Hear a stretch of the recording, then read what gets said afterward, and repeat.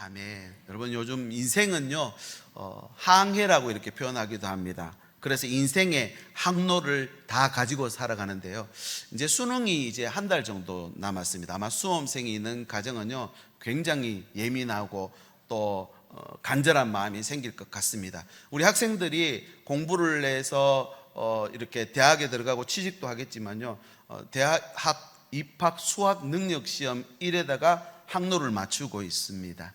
그리고 우리 가정에도 항로가 있겠죠. 우리 가정의 계획이 어떻고 또 어떤 방향으로 갈지, 또 우리 일터도 항로가 있습니다. 어느 정도 예상을 하면서 가죠. 근데 그게 다 예상하는 대로만 갈 수 있는 건 아닌 것 같아요.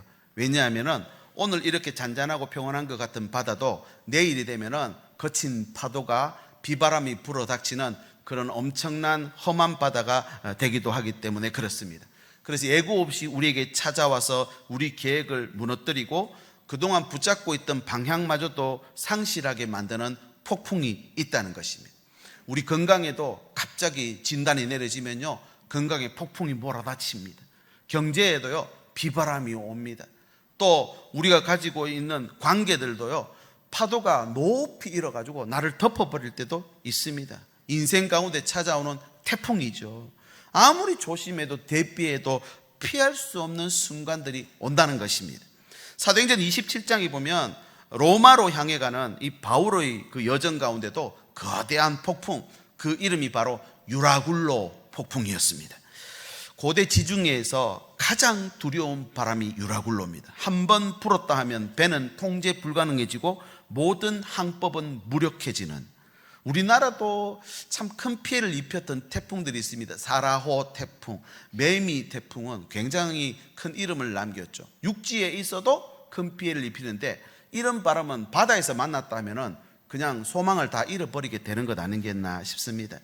여러분, 우리 인생에도 인생의 폭풍이 옵니다. 인생의 폭풍을 만난 분들에게 오늘 이 말씀이 정말 큰 위로가 되시면 좋겠습니다. 또 뿐만 아니라 우리 자녀들이나 우리 지난 주간에 명절에 가족들 다 만나셨죠. 우리 손주들에게 우리 조부모님들이 아니면 부모님들이 인생의 폭풍이 왔을 때 어떻게 해야 된다라는 조언을 해줄 수 있는 그런 말씀이기도 한 것 같습니다. 여러분, 오늘 이 말씀을 잘 들어보십시오.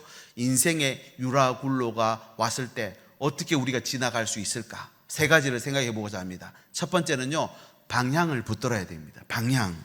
여러분, 방향이 왜 중요하냐면 이 방향 때문에 그 어려운 시간도 지나가죠. 아무리 평온해도요, 방향 상실하면 목적지에 못 들어갑니다. 오늘 말씀에 보면 방향을 상실한 배가 나옵니다. 20절로 올라가 보겠습니다. 20절, 여러 날 동안 해도 별도 보이지 아니하고 큰 풍랑이 그대로 있음에 구원의 여망마저 없어졌더라. 이 짧은 구절에 그날 배 안의 분위기가 고스란히 전달되지 않습니까? 고대 항해자들에게 해와 별은 단순한 하늘의 장식이 아니라 낮에는 태양으로 위치를 정하고요, 밤에는 별을 따라서 목적지를 향해 갈 수 있다는 것. 그런데 여러 날 동안 해도 별도 보이지 않았다는 건 방향을 상실했다는 말입니다. 바다에서 방향을 상실했다는 것은 끝났다는 말입니다. 바로 유라굴로라는 이 폭풍이 가져온 현실이었습니다.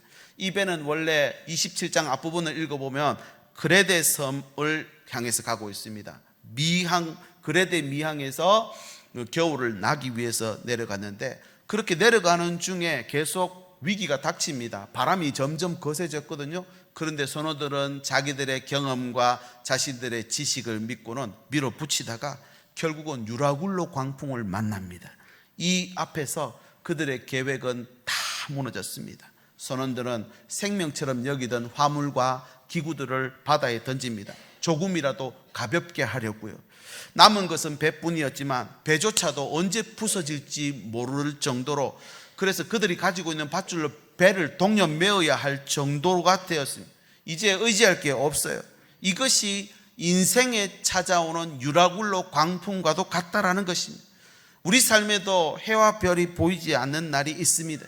그동안 익숙했고 그리고 늘 보고 살았던 것이 사라지고 보이지 않게 되면 건강이 갑자기 무너져 내려버리고, 그렇게 살아가는 가족과의 갈등이 생기고 사업의 어려움으로 평안이 무너질 때 우리는 인생의 방향을 상실하게 됩니다. 그때 마치 오늘 배 위에 있는 사람들처럼 구원의 소망을 잃어버리게 되는 것이죠. 이렇게 모두가 다 죽는구나 싶은 이때에 그 배 위에 한 사람, 방향을 상실하지 않는 한 사람이 있었는데 그가 바로 바울 사도였습니다. 이 바울 사도가 현실을 직시합니다. 상황을 바르게 보고 이렇게 말합니다. 22절, 내가 너희를 권하노니 이제는 안심하라. 너희 중에 아무도 생명에는 아무런 손상이 없겠고 오직 배뿐이리라. 배만 잃게 될 건데 아무도 죽지는 않는다. 그가 이렇게 말하는 것이죠. 그가 본 것은 현실이 아니라 폭풍 너머에 있는 하늘을 봤습니다. 바울 자신이 누구에게 속했는지를 먼저 밝히는데요. 오늘 읽은 말씀 23절입니다. 내가 속한 바, 어디 속했다는 것입니까? 바울은 지금 하나님께 속해 있습니다. 내가 섬기는 하나님의 사자가 어젯밤에 내 곁에 있어서 말씀해 줬다라고 말하죠.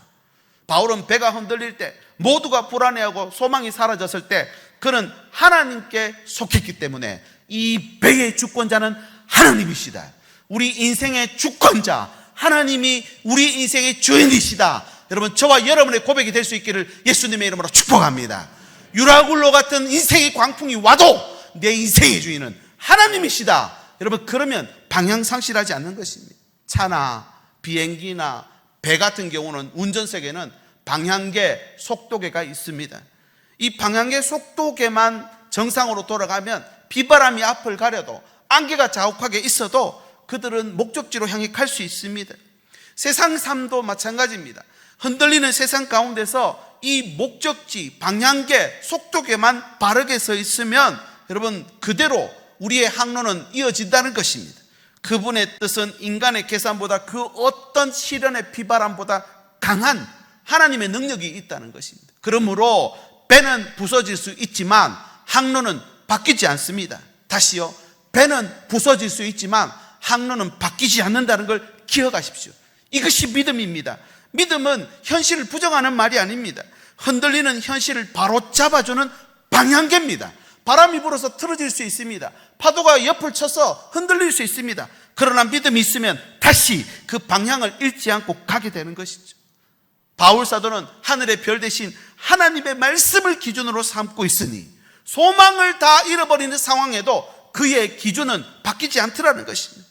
오늘 저와 여러분의 삶의 기준을 무엇으로 삼고 계십니까? 환경이나 사람 바라보면, 형편이나 조건 바라보면 이것들은 항상 변하기 때문에 어떤 날은 좋고 어떤 날은 나빠집니다. 심지어 아침 날씨 다르고 저녁 날씨 다릅니다. 아침 기분도 다르고 저녁 기분도 달라지는 게 사람 마음 아니겠습니까? 여러분, 그러나 하나님 오늘 또 우리에게 바뀌지 않는 기준 주셨습니다. 그것은 바로 하나님의 말씀입니다. 이 말씀은 우리 인생의 GPS에 있습니다. GPS, 바뀌지 않는, 어느 곳에 가도, 시골에 들어가도, 바다로 가도, 산으로 가도 GPS만 연결되어 있으면 방향 상실하지 않는다는 것이죠. 여러분, 오늘 또 리딩 지저스, 하나님의 말씀으로 시작하고 이 하나님의 말씀으로 저와 여러분의 삶의 방향을 확인할 수 있기를 바랍니다.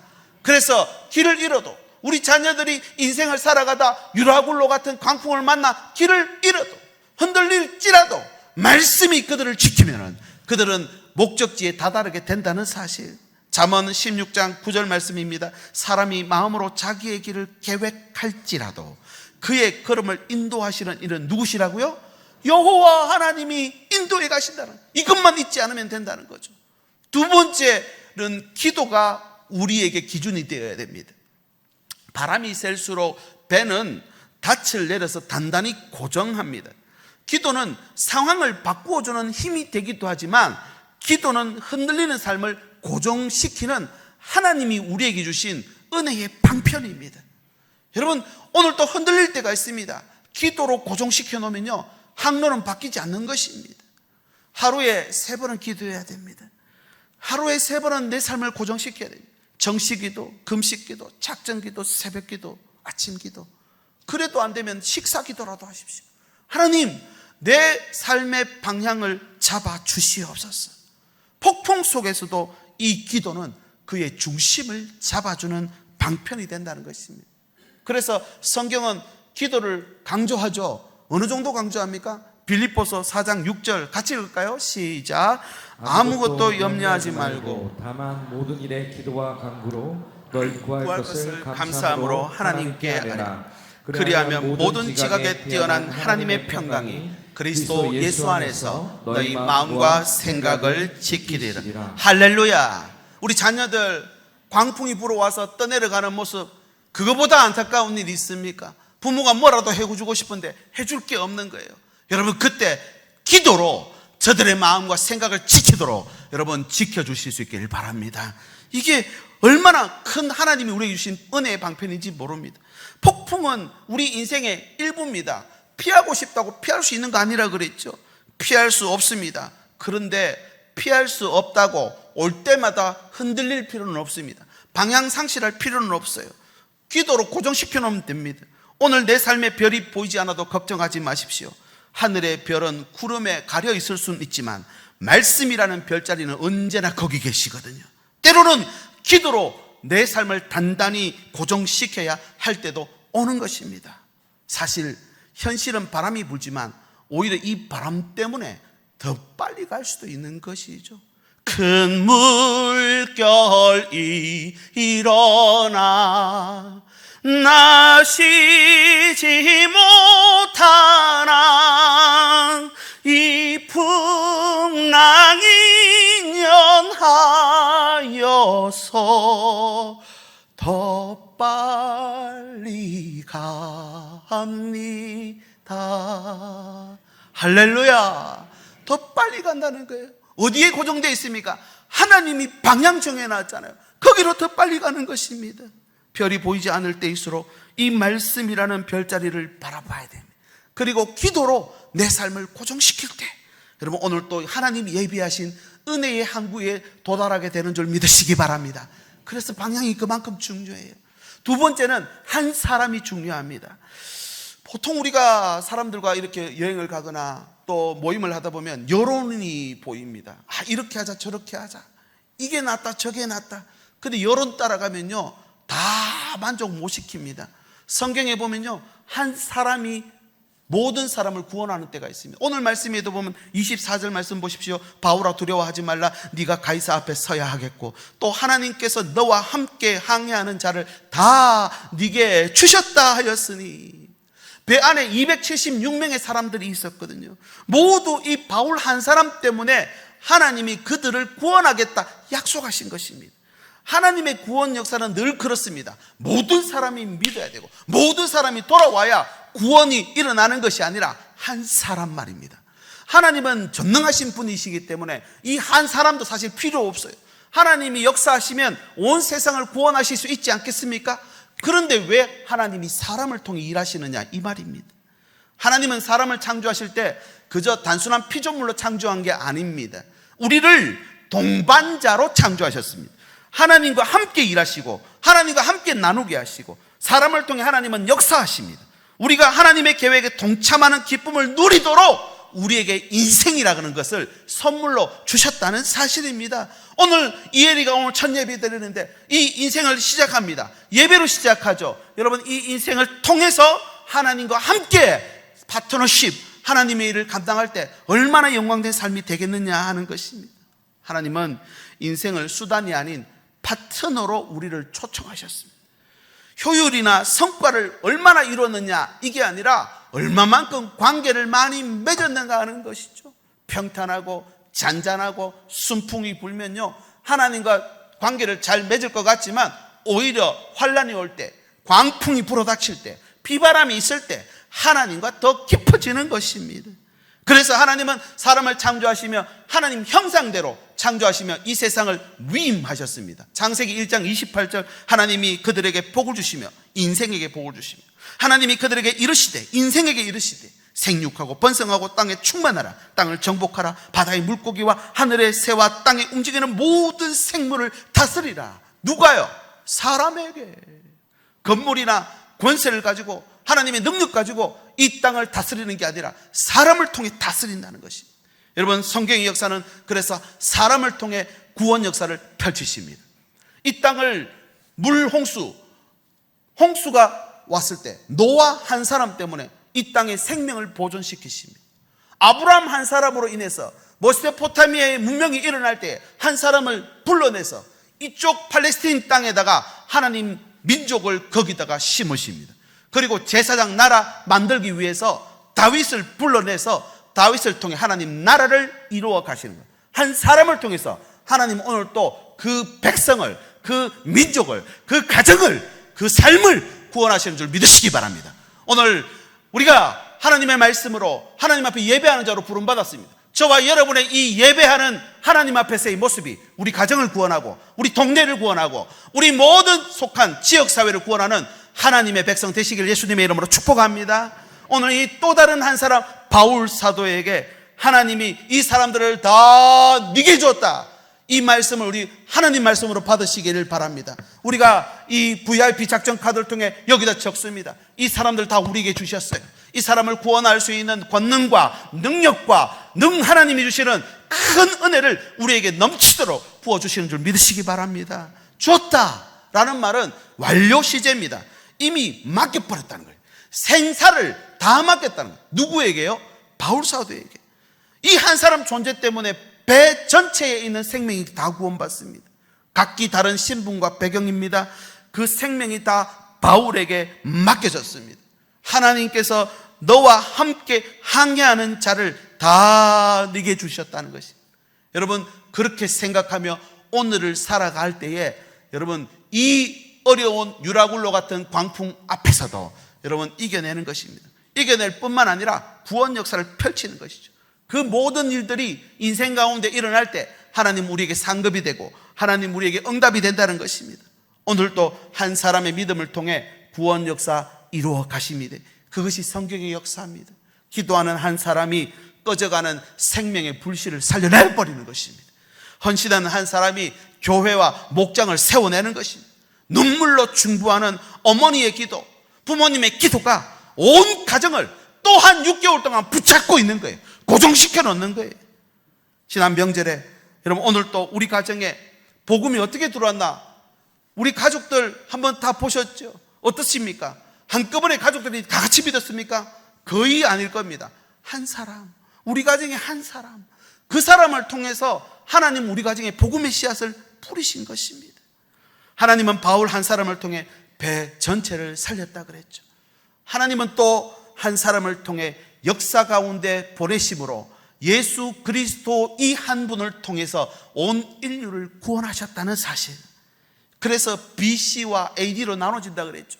Before Christ, 예수님 오시기 전, AD, 아노 도미니, 주님의 해, 그 역사의 한가운데 보내주셔서 온 세상을 구원하십니다. 로마서 5장 19절, 한 사람이 순종하지 아니함으로 많은 사람이 죄인 된 것 같이, 여기 한 사람은 아담입니다. 그리고 한 사람이 순종하심으로 많은 사람이 의인이 됐다. 여기 한 사람은 예수 그리스도죠. 아담의 불순종으로 죄가 세상에 들어왔지만 예수님의 순종으로 온 인류가 구원을 얻게 됩니다. 한 사람의 불순종으로 다 죄인 됐고요, 한 사람의 순종으로 의인으로 회복이 일어난다는 것이, 죄인 됐다고 실망할 필요가 없습니다. 예수 이름으로 오늘 이 아침에도 우리에게 하나님의 성령의 기름 부으시면 오늘 또 우리의 삶을 의인의 삶으로 한 사람의 구원 역사로 이루어가는 줄 믿으시기 바랍니다. 성경 전체를 관통하는 구속사의 핵심입니다. Leading Jesus, 예수 이름으로 찾아가는 것입니다. 한 사람을 통해 온 세상을 새롭게 하십니다. 이 구원의 원리가 우리에게도 적용돼야 됩니다. 우리 한 사람을 통해 그 가정을 구원하실 것입니다. 여러분, 한 사람을 통해서 그 직장의 모든 구성원들을 구원하실 것입니다. 우리 한 사람을 통해서 우리 교회에 속한 모든 목장 식구들을 구원하시는 줄 믿으시기 바랍니다. 이 땅에도 한 사람이 오늘 또 우리 가운데 복음의 씨앗을 뿌렸고 그 선교 역사가 교회의 역사가 되고 교회의 역사가 하나님의 역사가 되어서 여기까지 우리나라를 인도해 주셨는 줄 믿습니다. 이제 우리에게 하나님이 묻고 계십니다. 누가 나를 위해 갈고, 폭풍 속 배 안에서 누가 믿음의 자리를 지키며 하나님의 한 사람이 될 것인가?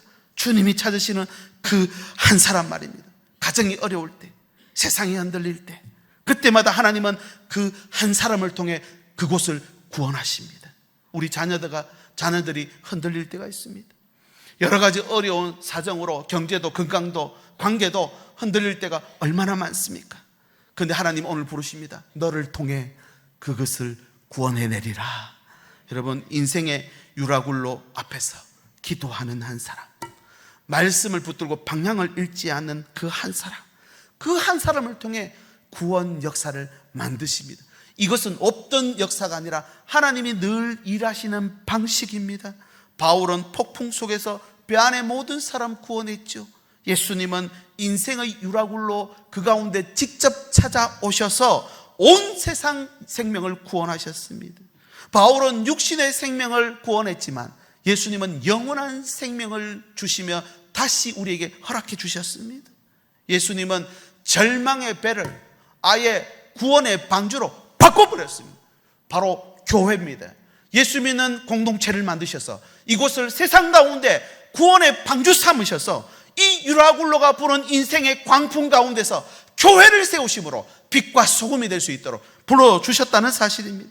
이제 이 방주 안에 있는 자는 누구든지 구원을 얻는 줄 믿으시기 바랍니다. 이 방주가 아니면 반대로 누구도 구원받을 수 없습니다. 인생의 유라굴로를 피해갈 사람 아무도 없잖아요. 그래서 사도행전 4장 12절 우리 같이 읽어볼까요? 시작. 다른 이로서는 구원을 받을 수 없나니 천하 사람 중에 구원받을 만한 다른 이름을 우리에게 주신 일이 없음이니라 하였더라. 아멘. 이제 우리도 한 사람 돼야 됩니다. 가정을 살리는 한 사람 되시길 축복합니다.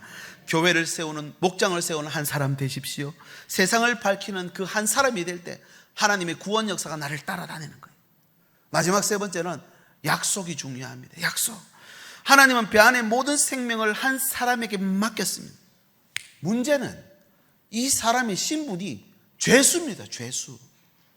로마로 지금 압송돼 가고 있는 죄수입니다. 죄수의 말을 누가 듣습니까? 그래서 앞전에 출발하면 안 된다고 하는데도 끝끝내 출발해버립니다. 죄수가 말하는 걸 누가 믿어요? 그런데 이 죄수가 하는 말을 보십시오. 이 죄수 바울은요, 자기 환경이나 처지를 보지 않고 그냥 하나님의 약속을 거기 선포해버립니다. 25절, 그러므로 여러분이요 안심하라. 나는 내게 말씀하신 그대로 되리라고 하나님을 믿노라. 여러분 얼마나 놀랍습니까? 약속이라는 건 그런 것입니다. 되면 좋고 안 되면 말고 그건 약속이 아니에요. 여러분 오늘 또 내 삶이 아무리 형편이 조건이 나빠도 하나님이 확실하게 내게 주신 말씀이라면 이 말씀을 약속으로 받으시길 바랍니다. 사람들 보기에는 배가 부서집니다. 그런데 바울 사도가 보기에는 생명이 다 살아나는 거예요. 항로가 바뀌지 않는 거예요. 배는 부서져도 항로가 안 바뀌는 것입니다. 이 항로를 정한 분이 하나님이시거든요. 오늘 말씀 앞부분에 보면 네가 가이사 앞에 서야 되겠다라고 분명히 말했고요. 28장 16절에 가면 우리가 로마에 들어가니라고 실제로 하나님이 말씀하신 대로 된 걸 보여줍니다. 배는 잃지만 아무도 죽지 않는다는, 그냥 이거는 단순히 용감하게 하는 말이 아니라 약속에 대한 태도를 보여줍니다. 자신은 지금 죄수로 압송되고 있음에도 불구하고 하나님의 약속을 그냥 그대로 되는 줄 믿고 선포하는 것입니다. 이것이 약속에 대한 태도입니다. 하나님 말씀에 대한 태도가 우리의 삶의 향방을 결정하는 것이죠. 그 태도 세 가지를 말씀드리고자 합니다. 작은 1번, 약속을 선포하셔야 됩니다. 여러분 하나님이 내게 주신 약속이 있다면 선포할 수 있어야 됩니다. 세상의 말은요 형편 따라갑니다. 되겠나 안 되겠나, 될 것 같다 안 될 것 같다, 이렇게 되는 것이죠. 그러나 약속의 언어는요 현실을 이깁니다. 예수님도 늘 그래서 사람들을 구원하고 사람들에게 기적을 베풀 때 믿음을 보셨어요. 태도를 보셨어요. 믿은 대로 될지어다. 믿음이 너를 구원했으니 두려워 말고 믿기만 하라. 이것을 네가 믿느냐? 여러분 왜 그렇습니까? 고린도후서 1장 20절에 하나님의 약속은 얼마든지 그리스도 안에서 예가 되나니 그런즉 그로 말미암아 우리가 아멘하여 하나님께 영광을 돌리게 되느니라. 보지 못하고 믿는 자가 더 복되다 그랬죠. 히브리서 11장 1절에 보면요, 믿음은 바라는 것들의 실상이요 보이지 않는 것들의 증거가 된다 했습니다. 저와 여러분들이 보지 못했지만 그 약속을 믿으면 증거가 되고 실상이 된다는 것입니다. 여러분 오늘 이 아침에도 하나님의 말씀을 약속으로 받으셔서 나의 모든 문제가 풀어지는 환상을 보게 되시길 예수님의 이름으로 축복합니다. 실상이 되고 증거가 된다 그랬습니다. 두 번째는 약속을 통해서 봐야 됩니다. 베드로가 예수님이 그 폭풍 가운데 무리를 걸어오시는 모습 보고 나도 걸어오라 하십시오. 그리고 예수님 보고 걸어가니까 무리를 걷더라는 것입니다. 놀래가지고 바다를 봤더니만 물속에 빠지더라는 것입니다. 예수님 통해서 보니까 무리를 걷는 거예요. 예수님을 통해서 보지 않고 무리를 보니까 빠져들더라는 것입니다. 사람들은 배가 부서진 것만 봤습니다. 바울은 생명이 살아있는, 절대 아무도 안 죽는다, 이것 보고 선포한 것입니다.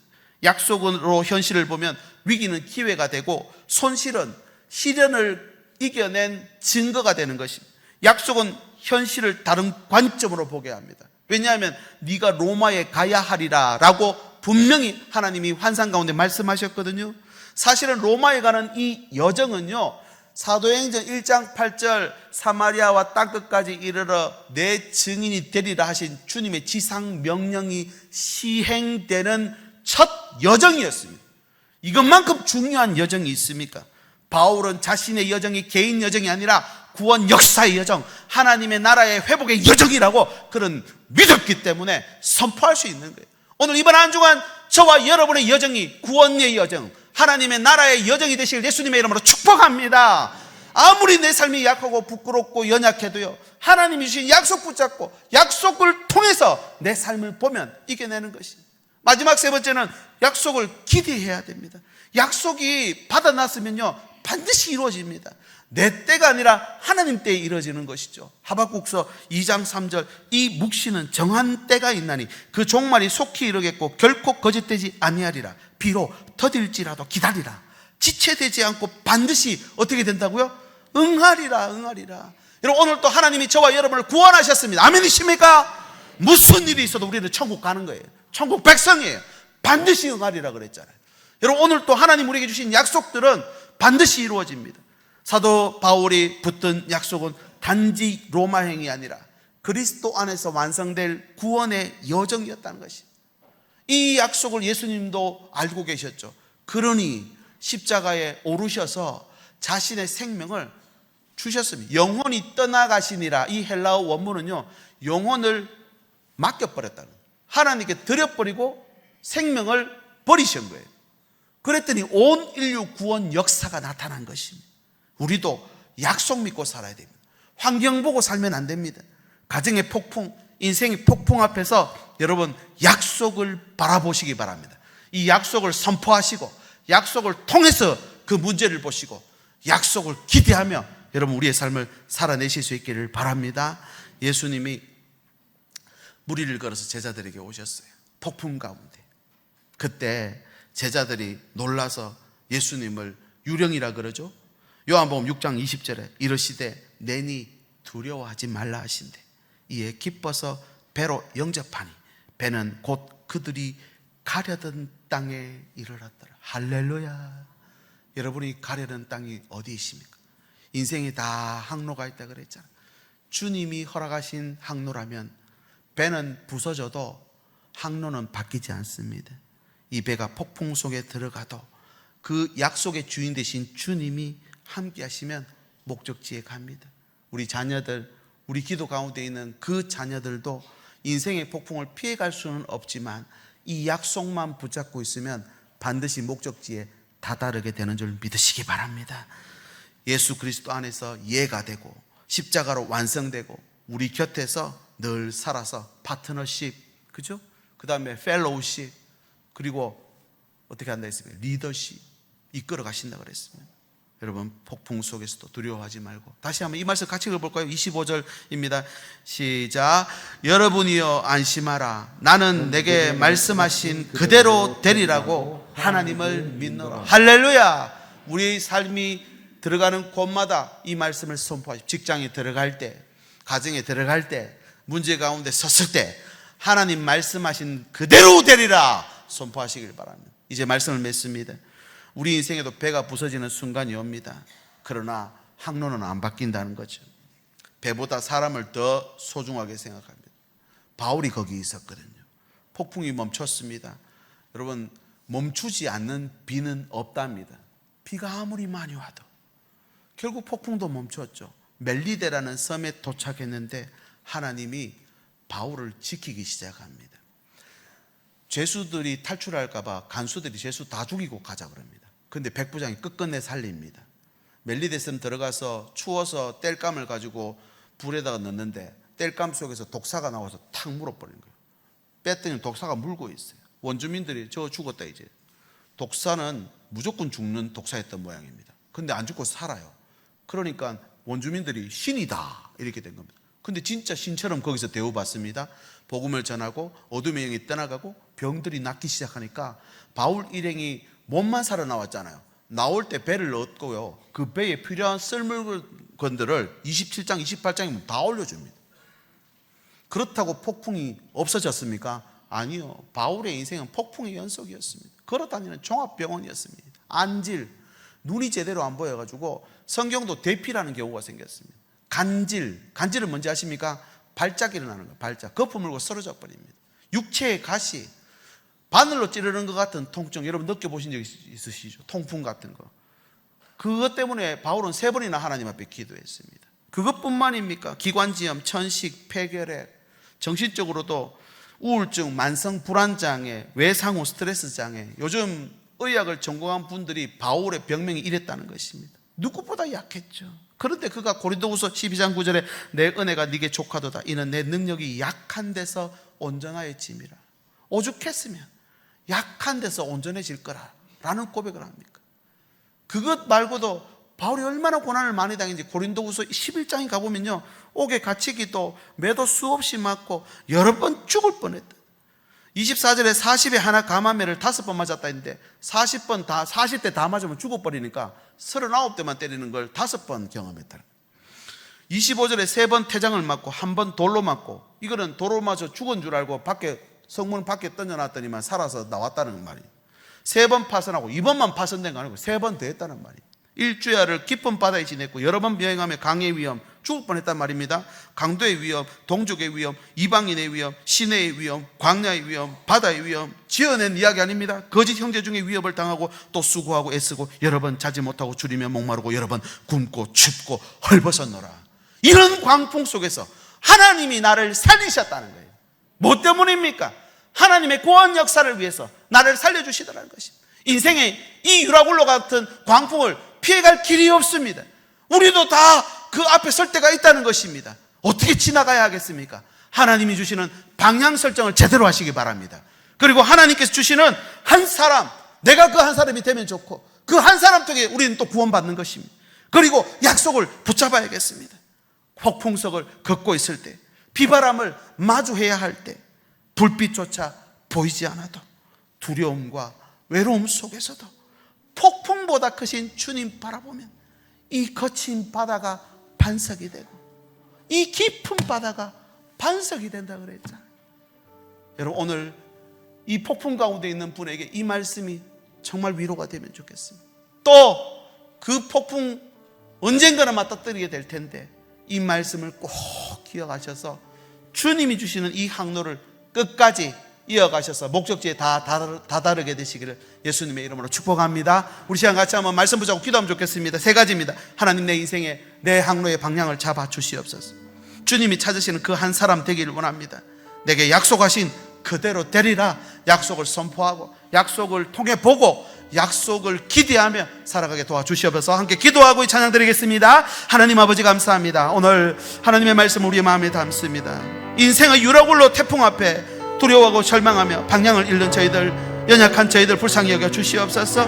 하나님, 오늘도 그 유라굴로 속에서도 아버지 믿음의 방주가 되게 하시고 흔들리는 세상 가운데 꺼지지 않는 복음의 등불 되게 해주시옵시고, 말씀으로 방향을 붙잡고 기도로 믿음을 견고히 세우고 오늘도 가정을 살리는, 눈물로 공동체를 붙드는 말씀 앞에 순종하며 하나님 나라의 구원 계획을 이루어가는 저희들의 삶이 될 수 있도록 주께서 함께하여 주시옵소서. 무너지는 세상 가운데 하나님 주신 사명 아버지 무너지지 않게 하시고, 흔들리는 현실 속에서도 하나님 말씀 약속 붙잡고 끝까지 신뢰하며 하나님 뜻을 이루어가는 주의 백성 다 되게 인도하여 주시옵소서. 예수님의 이름으로 기도드립니다. 아멘. 우리 자리 모두 일어나셔서 함께 이 찬양 선포합니다. 걷고 있을 때 비바람을 마주해야 할 때 불빛조차 보이지 않아도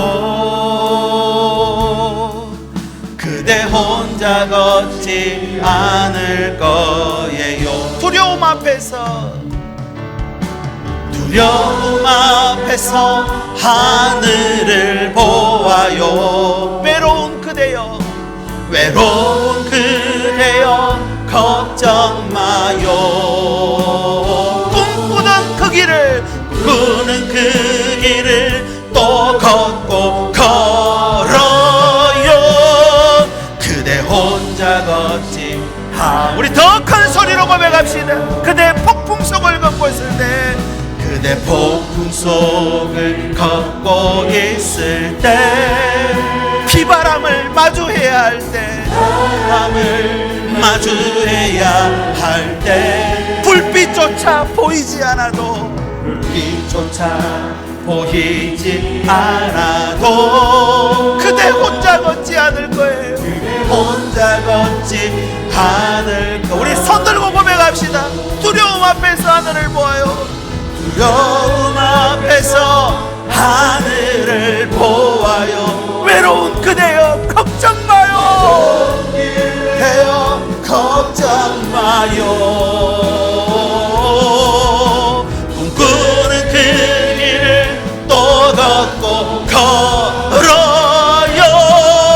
그대 혼자 걷지 않을 거. 한 번 더 고백합시다. 두려움 앞에서 하늘을 보아요. 두려움 앞에서 하늘을 보아요.